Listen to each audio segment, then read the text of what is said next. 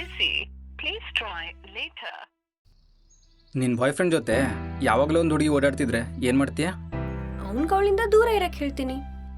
ಆದರೂ ಅವ್ನು ನಿನ್ನ ಅವಾಯ್ಡ್ ಮಾಡಿ ಅವಳ ಜೊತೆನೇ ಇದ್ದ ಅವಾಗ?